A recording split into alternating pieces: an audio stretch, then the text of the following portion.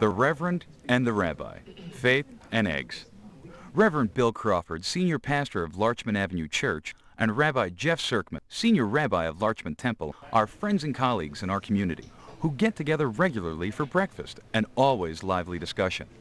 Join the Reverend Bill and Rabbi Jeff at their latest meal at the Nautilus Diner.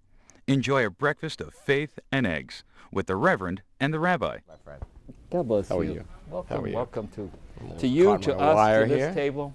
And by the way, Gentlemen's Quarterly, Rabbi Jeff, an awesome suit. Little Joseph A. Banks. Oh my gosh, oh my gosh. I mean, and they should be paying you for advertisement. I mean, whew, you look like, what do we say in the Yiddish? The European cut. It's the, what's it called? It's the new tradition, the 1905 collection, please. Please. Yeah, but I don't think they were looking like that in 1905. I think you got it going, brother. I'm trying. God bless you. I'm trying. God bless you. Reverend Bill, it's so good to see you. It Anything is. new? Goodness. Well, Mike Charles, our producer, with his lovely assistant, Lake Charles, Yes. on the camera. Yes. Mike has been with us from the inception. I mean, the genesis, way back. And Mike can give us the count on how many times we've been on camera here Yes. at the diner. Yes, and yes, yes. It's, Now, why would you be bringing that up? Because I would, because, and now the time has come, But I have announced my retirement at the, as pastor, senior pastor of the Larchmont Avenue Church, and I will be concluding my tenure ministry at the Larchmont Avenue Church Yes.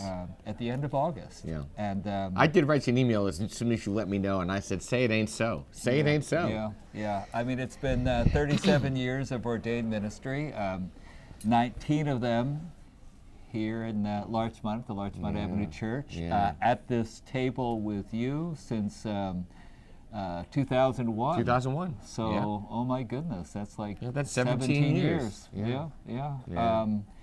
And I will, the word retirement is a word that I have trouble with. I won't be retiring per se. I'm going to be residing at the Episcopal Seminary in New York City. Why? Because I'm Presbyterian, but my beloved wife, Reverend Dr. Julie Faith Parker, has been appointed the professor of Old Testament, Hebrew Scripture. I mean, amazing. It's an amazing thing. General Theological Seminary. I mean, that's big, right? It is. I mean, it's their Episcopal flagship seminary. It's in the Chelsea section, block and a half from the High Line. Really kind of a lovely block between 9th and 10th Avenue. So you get to live there in the facility. We will live in faculty housing. There are a couple ministry projects that are on the horizon. There's the Desmond Tutu Center for Peace and Justice right there at the seminary. There's my beloved Union Seminary up on the west side. Yep. So I'll be saying some more things about that upcoming, but my last Sunday in Larchmont will be the 26th of August. And then if I may, and invite all of our listeners, and I wouldn't want to do this without you, my brother, and Mike and Lake, there'll be something of a celebration and a farewell on June 3rd at 4 p.m. at the Larchmont Avenue Church. June 3rd, write it down. You all come. Write it down, yeah. And so here we are. I mentioned Mike and the count of our episodes. Can we call them that for Faith and Eggs? They are episodes. They are. They're moments. They are moments in time. Yeah. Etched on our heart, and also in the files at LMC-TV. Go there and check it all out. Mike is holding up the 58. Sign. 58. Oh my goodness. Wow. And so here we are in the time since the moments after 9/11, talking together there at the Bema on September 12th. 01, the day after 9/11, and in the time ever since. This all sprung from a deep relationship of care and love and concern and leadership, and I think that both Reverend Bill and I would say that that we have a partnership in covenant. That's what it's about.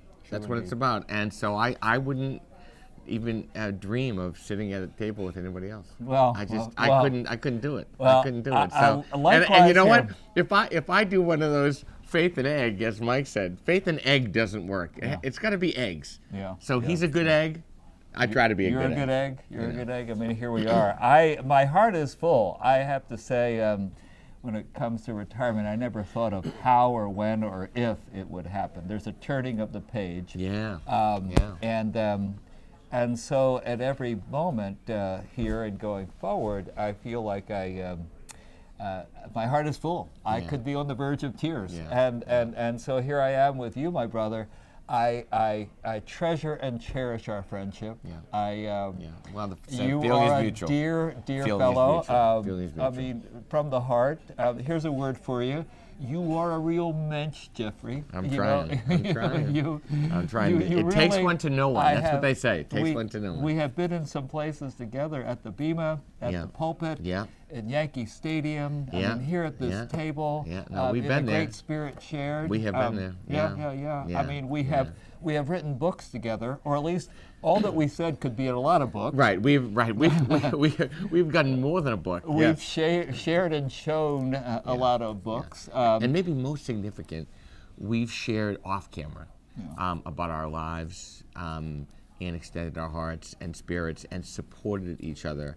It's not easy to be a senior pastor of Larchmont Avenue Church or the rabbi at Larchmont Temple.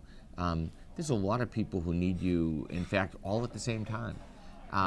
And to manage all of that and to still do it and have your spirit shine, it takes some, I get by with a little help from my friends. Yeah. Well, thank you. Well, God bless you, brother. God Here we bless you, are. my friend. Here we are. We usually eat breakfast here, don't we? Man, I would so love to eat What is breakfast. happening? What is happening? Hold on a second. Wait, we do this. Yeah. Attica. Al Pacino, the great film. What year was that, by the way? Hold on. A little sip. A little sip. I got very excited. A little sip. Excuse me. A little. Are you better? Okay. I am Oh my joking. goodness! Oh my goodness! Thank you so much. Coffee. Thank Abel, you. how are you? Good, Abel, so? indeed. Good to see you. Same here. Abel, what Yankee news do you want to share with me? Wow, the season starts in I'm going to see if I can do this. Abel. Let's see. What's this? But see, this is the Lovely. thing. I just want to show you. You got to bring your own cup because as much as I love the diner and the coffee, I get 2 cups in this one cup. So Abel, okay, put it out for you. Thank you, my friend. There he goes. No Yankee news. I mean, Aaron Boone, what a manager. I mean, Aaron Judge They have just the two hit best 2 home runs run the other hitters day. in the Yeah, American, yeah. maybe in the whole league. Yeah. You know what? Yeah, you can try to buy your way into it, but it's not going to work. It's not going to work. I want to say one thing. We've been on the air since 2001. Is that something? It's true. But in that time when we started, In that time. there were how many World Series were the Red Sox in? Prior to that, none. Well, none. one. They were in one. Yeah, Abel, don't leave because we're so starved here. All right, we'll take right now. Yeah. Reverend Bill would Rabbi like some would- oatmeal. No, you're not gonna. No. The rabbi would like something with eggs, cucumbers, and olives. You name it. What would it be? I'm gonna go with a gyro and feta and onion omelet, well done, Oh my gosh! with some olives. Be still my With heart. some olives. I could not do that. Oh, it's great. Blue cheese, no? I'll go with the blue cheese on the side. No cucumber, but some olives. Little olives would be great. Wow, too early in the day. Oh for me no, for it's that. never too early. Never too early. No. Oh my gosh! Please. So I would love. Could I have some 2 eggs poached, potatoes, rye toast with butter on the side? Okay. Thank you so much. Thanks so much. Thank you Thank so much. Mabel, do you have something you want to say about the Yankees? No, I say we started good already. The preseason was playing very good. It's The preseason. pitcher? It's preseason. That's what I It's said, preseason. We'll see. You just wait. Yeah, You yeah, just yeah. wait, Abel. Okay? Yeah, yeah. You just I wait. can wait till they play against Boston. Yeah, that's right. There we go. Wait till There they we play go. against There we go, Boston. there we go. Did you watch the Super Bowl, Abel? Of course, yeah. Yeah. Did you like what happened? Yes, I do. Yeah. Why? Why? Of course. Why? Why? Why? Because I like the underdogs always win. The underdogs always win. You see, that's what it is. And that would be the Philadelphia Eagles. That would be the There you go. Philadelphia. Why- You know where he comes from, Abel? Philadelphia. Oh, that's why? Oh, Yeah. that's why. Oh, Yeah. that's why. That's oh, why. my goodness. Yeah, the whole thing was a setup, Abel. That's That's what it is, right? Abel. Yeah. Thanks, Abel. Okay. using the waiter as Be a nice to pawn him. Be nice in to your him. We own want him to come prideful back. scheme. We want him to come Using back. the waiter as a pawn in your own prideful scheme. I just want to say, my goodness gracious. Oh my God. Reverend Bill. Wax sermonic, why don't you, Rabbi? Using the waiter in your own private scheme. And the poor patriots. Oh my God. By the way, Oh my God. the Patriots are not poor ever. Not poor ever. I mean, Tom Brady, I hope he has something to do when he retires from football because, oh my gosh. I think spend his wife's money. I Yeah, think my that'll be gosh. it, yeah. Between the two of them. My gosh. I mean, my are they gosh. right up there with Warren Buffett in terms No. of income? You know, Tom Brady took a pay cut in order to keep all the people he wanted to on the team. And literally, he said, I'll take $12 million a year. It's okay. Instead of 15 or 18. And he could have probably made a lot more money. Wow. But Wow. he decided against it. Wow. Wow. Anyway, enough of your sports update for the... I think the rabbi is the one who invited that. Abel, what's up with the Yankees? I mean, just to set them up to. No, but he is a Yankees fan. Yeah. And when I come in when it's not on TV, he will let me know how Yeah, the Red Sox yeah. are doing, how the Yankees are doing. You know what I wonder? I mean, this is kind of maybe a transition. A shout out to our wonderful audience in this awesome community Yes. and LMC-TV. Sports coverage can be found on LMC-TV as well as, check this out. The Thursday night live program on Local Live. Okay, usually on Thursday nights. And here's the opposite thing, hyper local. That is really, where did that come from except LMC-TV? So numerous things on LMC-TV, Yes. like last night's awesome, this would have been March last 22nd, and you can look it up, go to the website, a terrific show on immigration. Was that on the Local Live? On Local Live. They had a key segment there on the action here from the Westchester legislature. Shout out to Catherine Parker, George Latimer. In terms of all that, we're not a sanctuary county, but in terms of provisions that are sensitive Yep. to immigrants in our community and holding off the onslaught, could I put it that way, with regard to ICE. Yes. Local Live. The other thing is LMC-TV covered, and you can look this up, the March 20th summit forum that had the high school folks from Mamaroneck High School who led the walkout on Yep. March 14th. Yeah. And then later that day, March 14th, there was a very full rally at Harbor Island Park that was quite touching and moving. You can check that out on And what's LMC-TV. happening in our country, as we know, perhaps like no other moment, the youth, the teens are leading the way. It is reminiscent of the 60s, has a very different feel. Because in a way, it's deep tragedy and deep loss that's guiding us. But to see those teens in Parkland, Florida, standing up, and in fact, we were, it happened, and this is nothing, sadly, nothing new. Gun violence, school shootings, nothing new. What is new is the response and, the solidarity of those kids. We were in Israel, right after we went this past month. Were you in Israel at Parkland? At the time of Parkland? I want to say that Parkland, Parkland happened before we left. It was I think it Valentine's was- Day, I- February 14th. So we left the next morning, the next day. So it happened. Now, I didn't realize in my head, I thought, wait a minute, Parkland. Why do I know Parkland? So we're in Israel. It's day 4 or 5 after Parkland. There are a number of students from the high school in Tallahassee at the State House speaking before the legislature, and it is compelling. We had just got into Jerusalem. I hadn't seen any news in 4 days. I turned on the TV. It's 9 o'clock at night in the hotel in Jerusalem, and tears are falling. These kids are so articulate, Truly. talking about their friends, and I think they are trying to, and on the cusp of galvanizing a watershed moment in the country to say we can't operate like this anymore. It just can't happen. This Shabbat in the Reform movement, within our Reform movement of Judaism, is Shabbat for Our Lives, which is the March for Our Lives. So we have a bus full of kids going down to Washington Hebrew Congregation, staying overnight there, having a concert that night in a Shabbat service, and then marching together on the 24th with, I hope it'll be hundreds of thousands of young people and old people and middle-aged people and kids against not only gun violence, but the really insanity that persists. To send our kids to school, worried about, are they going to come home? So here we sit the day before. It is a Friday. We're on the 23rd of March, and so tomorrow buses will be loading from around here.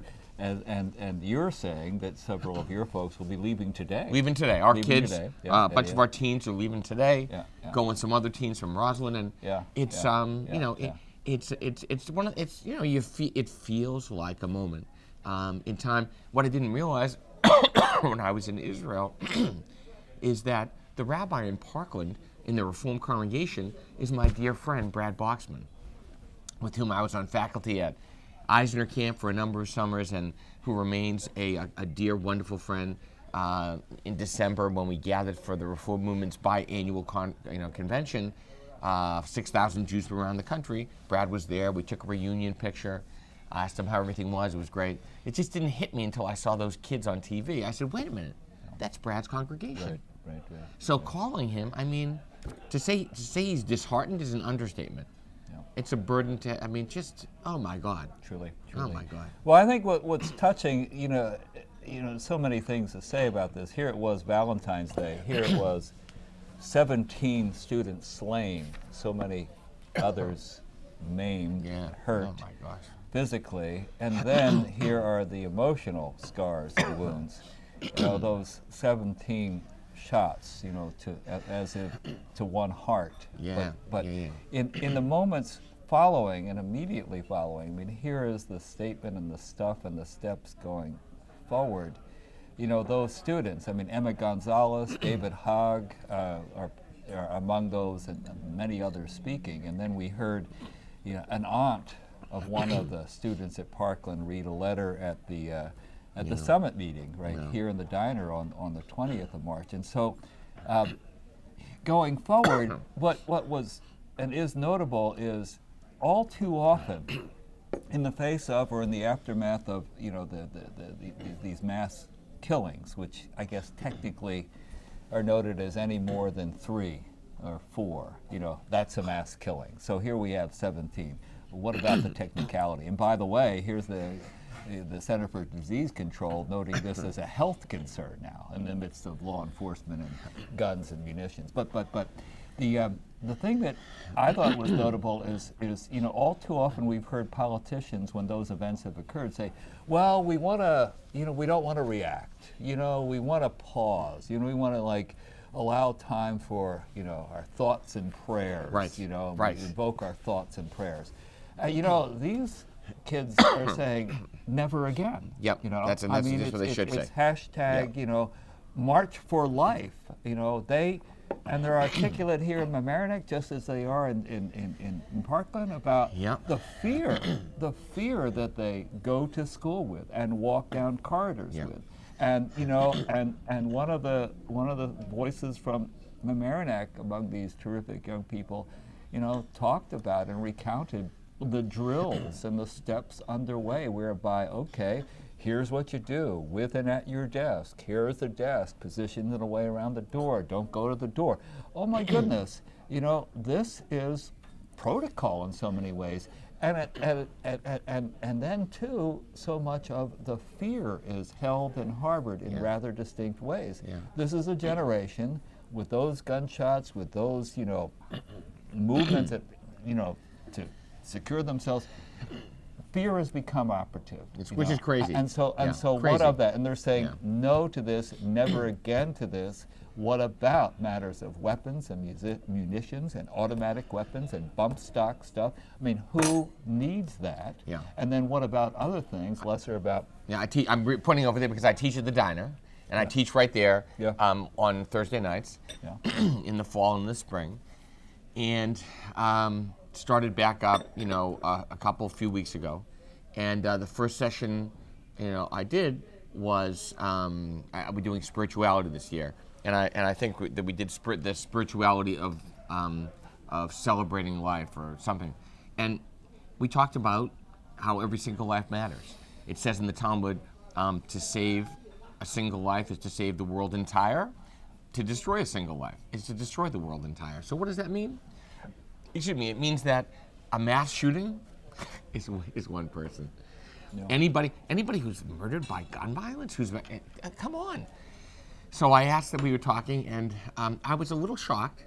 First of all, I did a random poll. I said, so how many here, everybody here have a gun at home? Nobody out of the probably 12 or 14 kids raised their hand. 11th, 12th graders, by the way, high school kids. And I said, okay, does anybody know anybody who has a gun, like anybody in their family? A couple kids raised their hand. Yeah, my relative in Mississippi, my relative in New Hampshire. Okay, interesting. I said, what do you think about school? Like, is anybody nervous or fearful? Everybody raised their hands. Right. I said, really? And then they started talking. They said, well, I get really nervous. One kid, I get really nervous whenever there's a public announcement. A public service announcement, like coming over the PA, every time. He said, two girls said, we don't like to go to the bathroom because we're afraid. What if we get caught in the bathroom? And then somebody said, well, you're supposed to just stay. The conversation blew my mind because I never in a million years thought our Mamaroneck kids would feel this way. Here's the interesting parallel. My son Gabriel is a psychologist, works as a doc down in Miami where he and Chelsea live. And I said to Gabe after Parkland, I talked to him from Israel, and I said, Gabe, what's Parkland like? Is it like a hick town? Or he said, Dad, it's Mamaroneck. He said, it's Mamaroneck High School. It's the same kind of kids. Right. Parents, right. He said the same level of affluence and achievement. He said it's all the same kind of clubs. He said my dear friend, or Chelsea's dear friend from law school, went there. This is a high-achieving, really nice high school. But he said it would be like if it happened here in Westchester. Yeah. Yeah. So it's in our backyard. Yeah. Even if it isn't, it's in our backyard, and our kids feel it. Yeah, I mean, we can trace our way back, and it's interesting, the informational websites in terms of gun violence. Thank you so much. Abel. There you go. My gosh, look at this. Look at the. You got like an olive grove in your. I do have an olive grove. It's really? great. Thank you, Abel. Awesome. Thank you, my friend. Look at that. You can't. Look at this. Really? These are olives. Come on. We have a little contest here. How many olives have been consumed at this particular meal? And by the way, over the 58 shows of the Reverend and the Rabbi here at the diner. Okay, mail in your answer to the Larchmont Temple, to the Larchmont Avenue Church, or LMC-TV, and attention, Mike Charles. Number at the bottom of the screen. Really. There we go. But I let's break some. And by the way, I just want to say, look at Reverend Bill. Reverend Bill has potatoes for the day. There we go.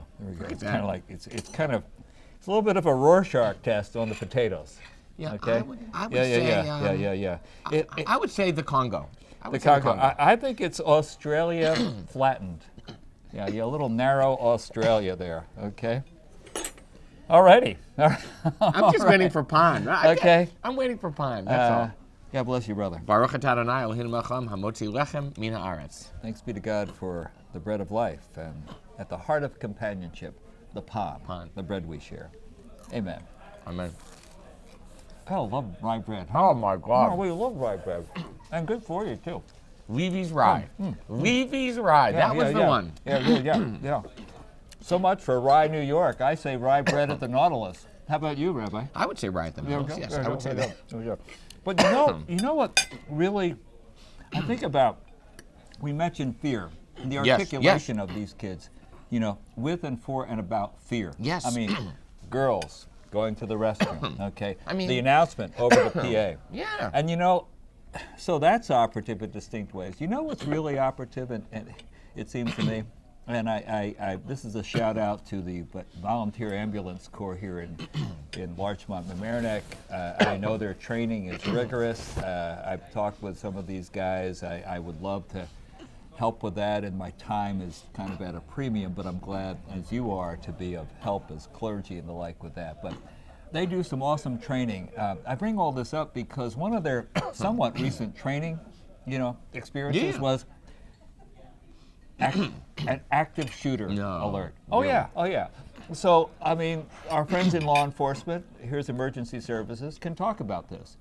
Operative for them in these recent times, or not so recent times, reaching back 3-5 years, you know, we talk about our coming on the air 9/11, is this whole thing of active shooter. You know, I mean, that's kind of in the vernacular. You know, these kids in our high school, you know, they hear the announcement.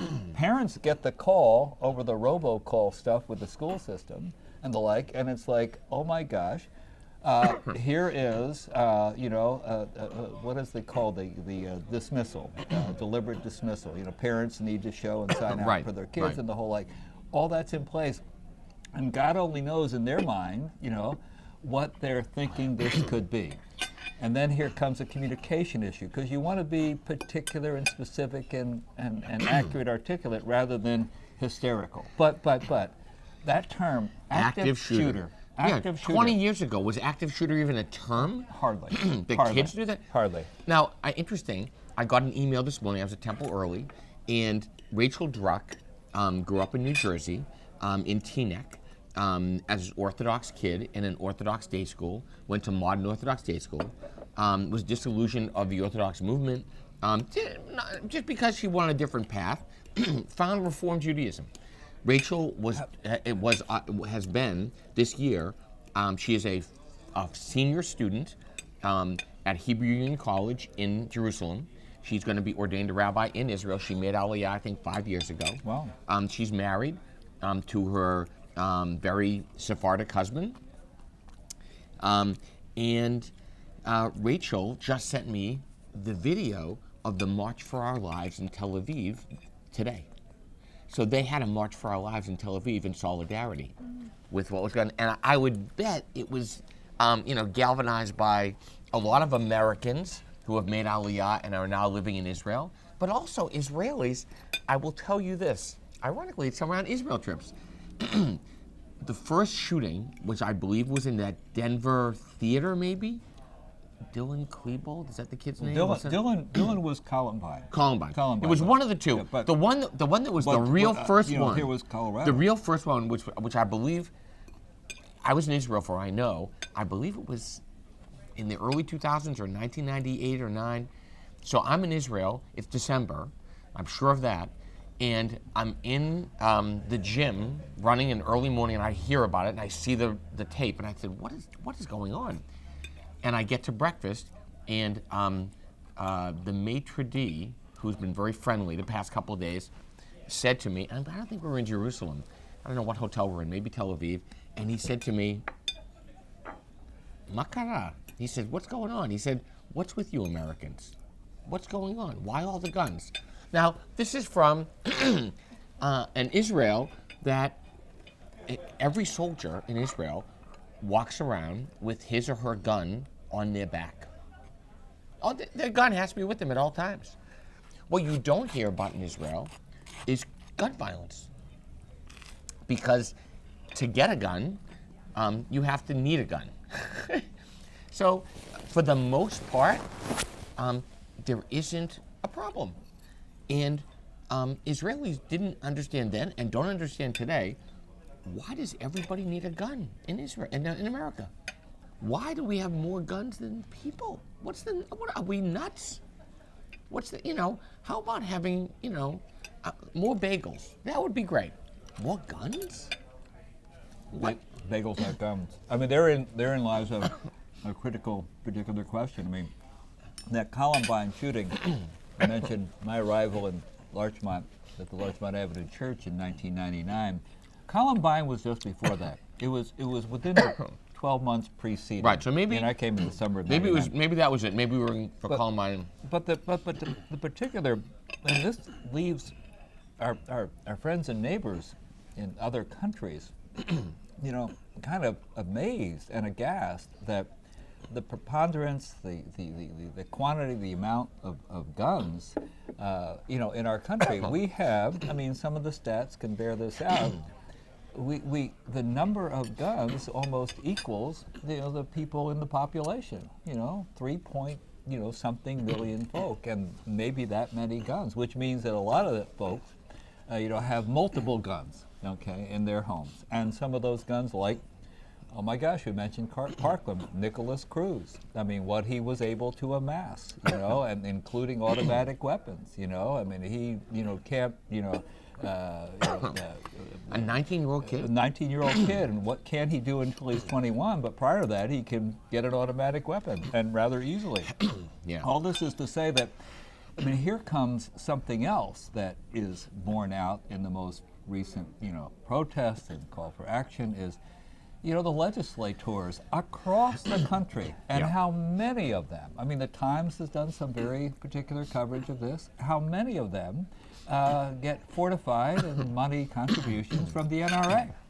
And the NRA's big pitch and hue and cry on this is, oh, they want to take away our Second Amendment rights. And so, you know, what we have is, you know, something rather particular, you know, fueled in some big dollar sort of ways that say, oh my gosh, our constitutional rights are at risk. Well, hold on a second. Do we need, you know, what is the genesis of that Second Amendment? It was when, you know, here, these United States of America, or at least the colonies before we were the USA, were occupied territory. That's right. Where, you know, the British, We were defending our country. Right. And so that found its way into the Constitution, and there it is, you know, held on tightly, you know, like a cold, dead hand on a pistol that won't let go. What was the name of that book you're reading about Follow the Money? I know it was about the Middle East, I believe. It was Dark Money by it's all about the money. By a woman named, is it June or Ann Mayer? And she's been a New Yorker columnist and writer, and rather good. Shout out to the writers at the New Yorker, as well as at the New Yorker, Larchmont resident Elizabeth Colbert. Elizabeth Colbert, you know, the Sixth Extinction, Marlene's daughter, probably Temple connection there. Yeah, sure. Marlene's a long-time member. And also Elizabeth has, shout out again, an article in the very recent issue of the National Geographic on race. Wow. It really, oh my gosh, it's just a wonderful I get that. issue. I didn't read that. That's great. She wrote it. But all this is to say, here's the coverage of the Times. Here's the, you know, following the money with the NRA. And these young people in Parkland and others who will be marching tomorrow, shout out to my daughter Mari and Corinna and Josh and Jason and all the folks who will be, you know, if they're not going to Washington tomorrow, safe trip, Godspeed. Go to White Plains, go to New York City. New York City will be a big march as well. And what did Lawrence O'Donnell say? You know, I'm going to admit it. I watch MSNBC, right? Lawrence O'Donnell, and before that, my favorite woman, Rachel Maddow. So Lawrence O'Donnell, my favorite moment is when Rachel Maddow finishes and Lawrence O'Donnell starts, and they have a dialogue between the two of them, and Rachel Maddow makes a face, like a crazy, like. So I think it was last week, they were talking, and they were talking about this issue, and Rachel Maddow sort of said something about, you don't think that has anything to do with money? She said, think again, and she made one of those faces as if, duh? And Lawrence O'Donnell, who does hail from, I believe from Brighton, Massachusetts, or Somerville, someplace in the Boston area, you know, sort of affirmed what Rachel Maddow had said, and then went on with his show. This is not an economic issue. This is an issue, and by the way, it's beyond politics. It's an issue of humanity's existence. It's about how we want to live in this world. Truly, truly. So we want to make a decision. And I think what is really being borne out, and here, shout out to the newly elected county exec, George Latimer, drawing the line, standing against gun shows. Yep. I mean, that really is kind of a backdoor, if not overt, vehicle for trafficking. Also, it's a venue for the sign up for guns and the like that really needs to be regulated more. But going forward, what we have had across the aisle, Democrats and Republicans have been silent or backed off from banning automatic weapons. Yep. I mean, Obama tried, but it didn't get passed. No. Okay, so as a result, Nicholas Cruz can buy that automatic weapon. We have yet, where have been the actions to stop the selling and the proffering of these bump stock things that make and I don't even know, I don't hold weapons. I don't get it. They put this thing on so that this Makes it rifle automatic. can shoot like 22 bullets a second. The difference now is this. What's up with that? The difference now is this, and Obama's efforts were top down. This is the people's movement, and it's our children that we need to know. Truly. So that this is a different moment in time. Truly. I really do believe. And watch out because here we are. In 2-3 years, Well, 2-3. those kids are voters. Well, here we go. We've got upcoming 2018 midterm elections. Yep. This will be a midterm election cycle like no other. This could flip the House in certain ways. But it's not to say, okay, we're automatic going from R to D or anything like that, but it's to say, where do these people stand? And by the way, who is taking this NRA money? Right. These are deep pockets. Right. And this NRA voice is kind of on its haunches and sounding all the more. It's like, okay, instead of looking at the particulars of trafficking, of automatic weapons, of background checks, of bump stocks, they're saying, oh, they're going to take our Second Amendment rights away. I'm able. I'm good because I have this giant cup that I brought. If I could have some April. Okay. So just and we'll transition from this, but to say, Thank you so much. this is not a partisan issue. This is not. You can be a Democrat and you can be, pro-gun but this is about being, pro-humankind. This is about saying, you want to be a hunter, be a hunter. You want to have a right. Nobody needs an AR-15. Nobody has to be able to shoot 60 rounds in 60 seconds. What are you shooting at? There is no reason, except that the products exist. Shout out to Citibank, who just yesterday, or late, I think it was early this morning or late yesterday, decided not to sell to, or not to do something. I'm trying to remember what it was. Citibank, I think there's the loans and development with, and there's a particular question. We'll get to the bottom of that with our research department, but likewise with Hertz Rent-A-Car stuff, Delta Airlines, they've really backed off from any, the credit card things that, if you get an NRA card, you can fly with points accumulated on Delta or, Walmart stuff, and those folks have stood up. But you know something? It's really in the marketplace, looking and listening to hear what people are saying, like these youth, even as we speak. Can you say Cambridge Analytical? That's in the news. Is it? Yes, it is. Wait, Cambridge Analytica or Analytical? I think it's there we go. Analytica. Well, but those two words are operative, and it's Analytica. And so they really were on board, via the platform of Facebook. And Mark Zuckerberg, even as we speak, is kind of backpedaling from any association. Is ignorance acceptable? No. Mark, you're a billionaire. You should know the connection to all this. And what's being done with someone who is kind of in sync, in contract, in bed with your company as a platform for information resource and research and intel that gets to be, commandeered by political agendum and venues for the sake of their own, discrediting, not to mention, even the pirating of information on that. So the marketplace, here we sit on March 23rd, 2018. Is it March 23rd? It is. My God. let's see what happens in terms of matters of commerce, enterprise, and the like, that by way of voice and social conscience, affect those entities. Here's my hope. By our 60th show, which could be our last, my hope is that there is legislation in the House, Senate, that our lawmakers, our legislators have to deal with, that puts it in the lap of the people who must decide either in favor of life or to prolong a society that enables death. Boom. That's it. That's it. Bottom line. That's a wrap. I mean, you That's should a write wrap. that down if you're out there. Could you repeat that, Rabbi? Because No, I cannot, because I'm looking at I think my bite of omelet. It Joe looks so and good. Sally, did you find your pen yet? The Rabbi's coming at you. Joe and Sally. Our viewers. Oh, our viewers. Oh, our viewers. They're kind of like, we're out there. I got We nobody. love I got nobody in the congregation named Sally anymore. I used to have a Sally. But here we're talking Larchmont and Mamaroneck. Sally Frieda. Shout out to Sally Frieda. I just miss you. Because She's a great lady. that's kind of why I said that. It's kind of like right now those folks are saying, how does he know me? Love you, Sally. Hey, and the hair, it's a good hair day for you.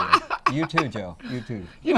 What you remind me of, do you remember Romper Room? Did you have Romper Room when you were a kid? You probably didn't. Vaguely. We had Romper Room. Vaguely. It was a Boston thing. It was Miss Jean and Romper She was a Room. very sweet teacher. Oh, Wasn't no. she? So it was a teacher, and she was doing this stuff on TV, and I was a little kid, right? So all I remember is this, what is it? It's a day. Did you have a good day today or something? But then she would say all the names of kids, and I would sit there, I would say like a yutz, waiting for my name. Jeffrey? If she said Jeffrey, You were there? Oh my God! Here I am. Miss Jean knows me. Come on, that was like the highlight. Gee, really? That was the highlight. Right. So you are And doing. Did you run up to the TV and kiss her? You know Miss what? Jean. I want to say, humbly, I probably did. Yeah.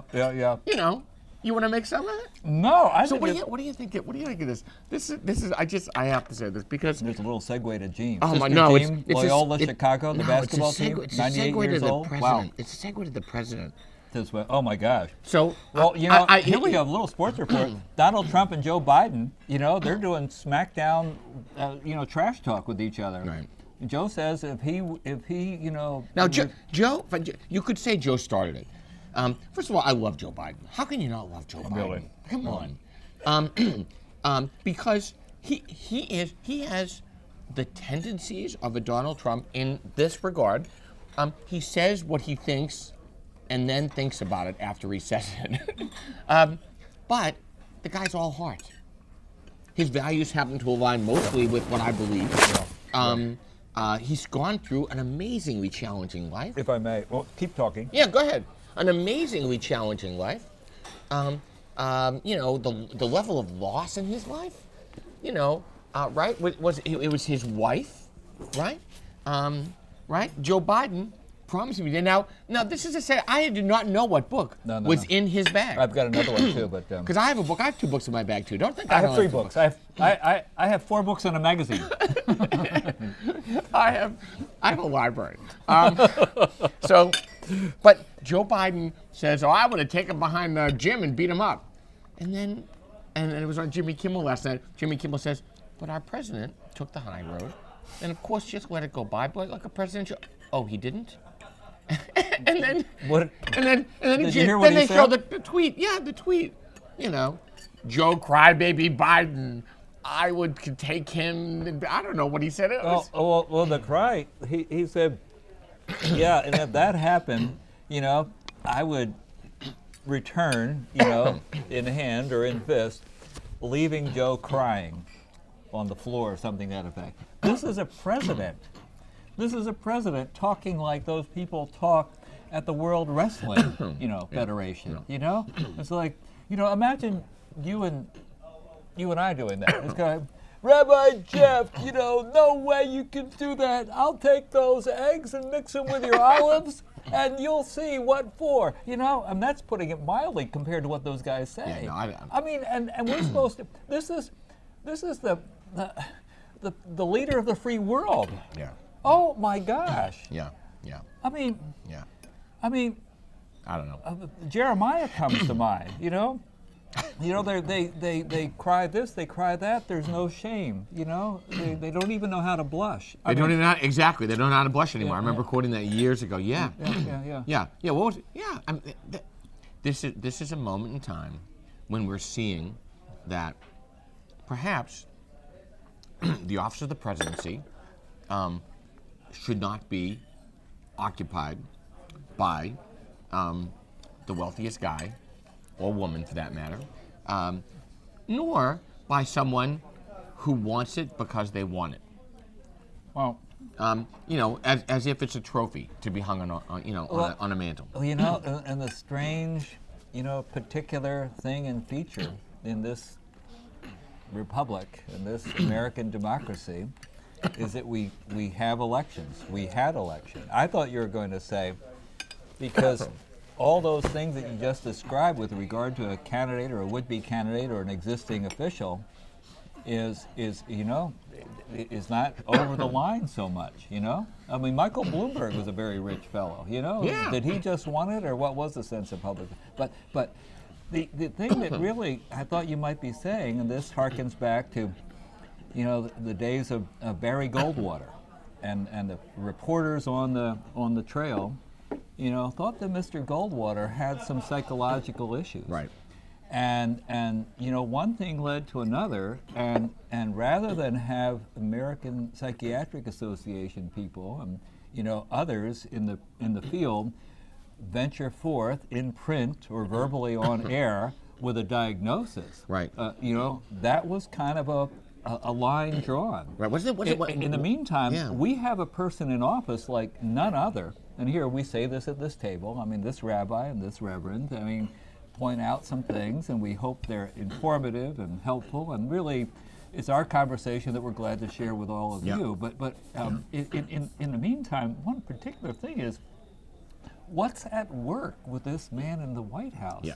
I mean, in terms of behavior that reads as infantile, as narcissistic, as erratic, to the point of, even as we speak, the revolving door of the people on his staff, you know, bespeaks of someone who is just unilateral and impetuous and, you know, operating in reactionary ways Yeah.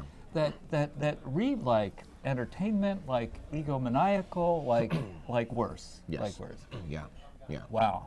There was a lot just said then. No, I mean, no, no. It gives Yeah, me no. pause. And I would just say to you, oi. Yeah. That's it. Oi. Oi is all we can say. You want to say something about our books? Yeah. Well, so first of all, the Joe Biden book, I know is, you know, Yeah. is a great book. So we'll do Joe Biden, then I'll change the Okay, subject. and I have another one too. I want to give a shout out for 1968, the book by Mark Kurlansky in a bit. Oh, so, yeah, I actually just bought the book. That's very funny. Yeah. So here we go. So Joe Biden, this "Promise Me, Dad," is a line offered by his beloved son Beau, who died of cancer, and you know, he wanted his dad, Beau's dad, Joe, not to worry about him and to take care of himself. Yeah. And then too, there's some thought that, you know, woven into that "Promise Me, Dad" was the consideration of running for president.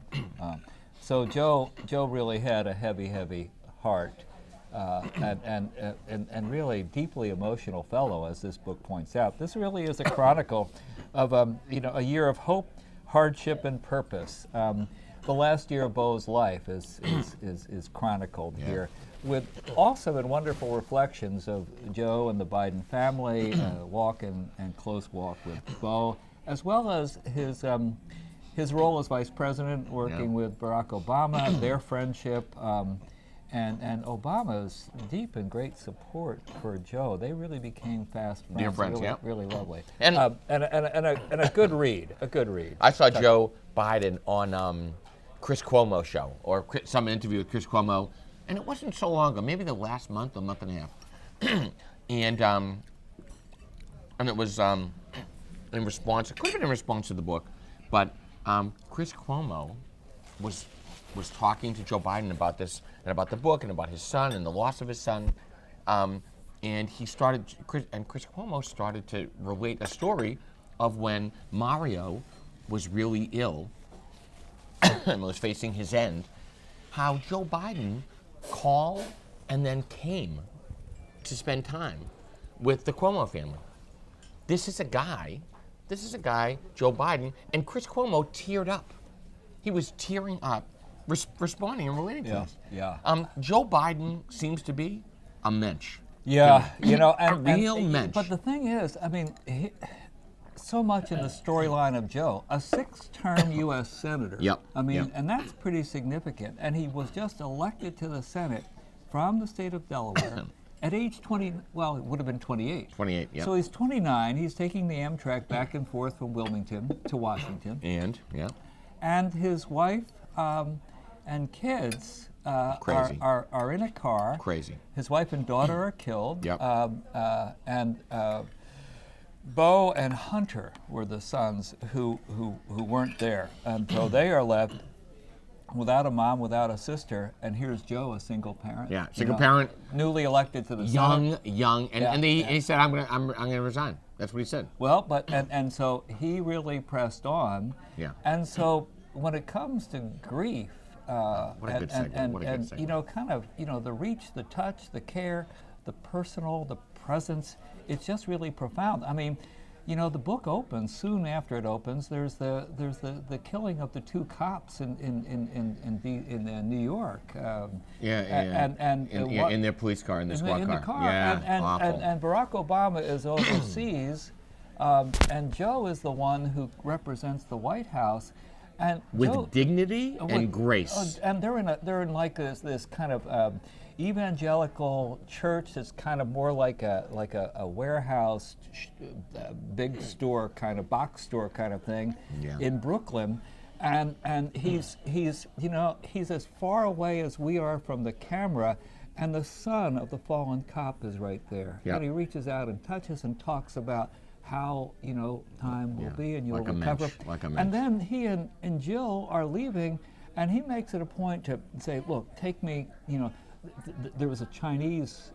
Yes, one of the police, Chinese American, whose parents could not make it from China, That's so right. they had a separate service. That's right. He said, "I want to go to the Liu family," and so that he's there on the narrow streets of Brooklyn, with the whole entourage. Yep. And he goes into the house, Yeah. and the father of the fallen cop just can't let go. He's just holding on to Joe. And it's just so very moving. Yeah. So what book am I reading? What are you reading? I'm reading It's Okay That You're Not Okay. Oh my gosh. Meeting Grief and Loss in a Culture That Doesn't Understand. Wow. It is the singularly most high impact transformational read on the nature of grief I've ever read. Wow. It's by Megan Devine. Wow. Megan Devine's a therapist who a number of years ago, I don't know how many years ago, endured a deep loss, the tragedy of her husband's drowning death when he was 39, a great swimmer. She's on the shore. She tries to get over her grief, tries to be, beyond her grief, and she realizes after about a year or so of people saying things to her and, it's complicated grief, you're stuck, that people don't understand grief. Nor does our culture frame grief in a way that's healthy, because grief is not something to get over. It's something to carry with you and transform. And so she's articulate, she's thoughtful. And I was just reading, and there's so many pieces, right? So here we go. The